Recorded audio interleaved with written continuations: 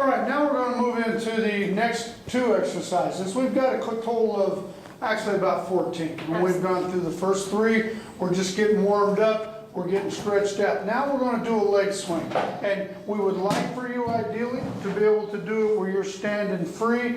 But when you first get started, if you need to put a hand on a wall, hand on a chair or something, we can do that. So we're just going to take right here and we're just going to nice and easy just swing that leg. We're not trying to go high. When you're going forward, you're going to feel that in the quadricep, up here in the hip. Going backwards, you're going to feel it in those glutes, that booty, and those hamstrings. So just swinging like that, and then we're going to switch and work that other leg. And we want you to try to go straight. Sometimes the tendency is to come across.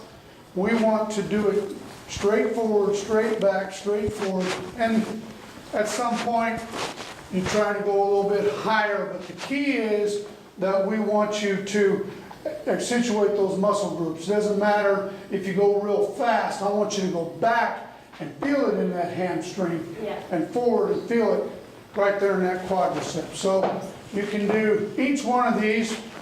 Maybe as we go through them, you might pick out 3 and say, those are the 3 that I'm going to do today. I'm going to do 3 sets of 10. Switching up a little bit. Yeah. So how about you? How about where are you feeling it? I'm definitely feeling it. You're going to feel it in your buns with more rotation. I'm feeling it on the tops of my legs and the back. And as far as crossing goes, I have a huge problem with it. I have an instep on my left foot. So if I'm not focusing, I immediately want to swing my legs crosswise. But what helps me is if I flex my foot a little bit, and turn it outward.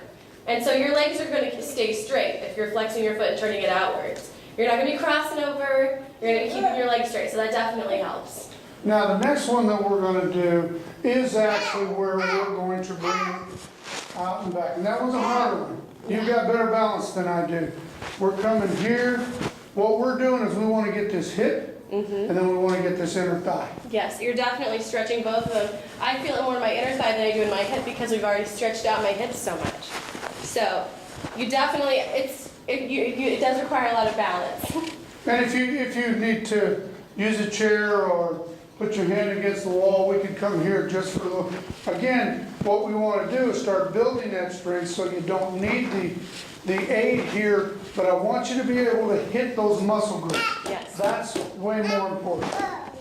And when you're coming across, you're going to want to make sure, when you're coming across, you're going to want to make sure that you try and lift your leg. If you're just swinging it over there, it's not going to do as much as if you're lifting your leg while you're swinging. You definitely feel it more in your inner thigh when you're lifting. And you'll also notice that if you point the toe, now see when I'm pointing, I'm feeling it more in my calf than I am.